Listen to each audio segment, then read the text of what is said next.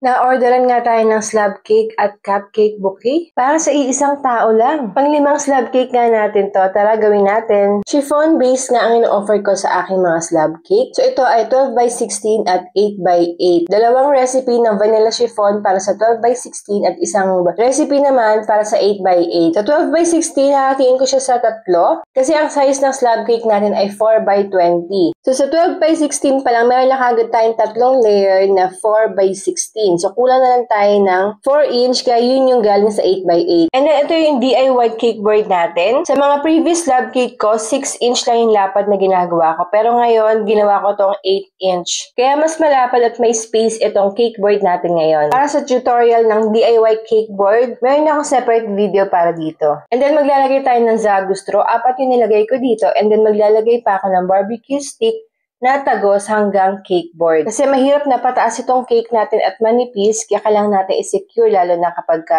binyahe. Para sa ating wafer paper, gumamit ako dito ng mga 8 wafer paper. Sa tuwing ginagawa ko ito, iniisip ko sana may fast forward.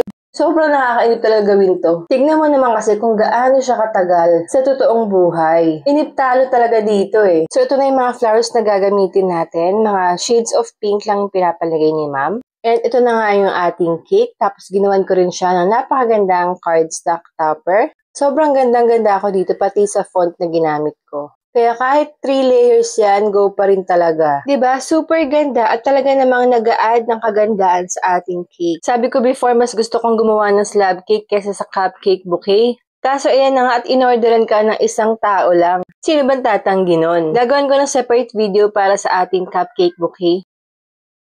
Thank you for watching!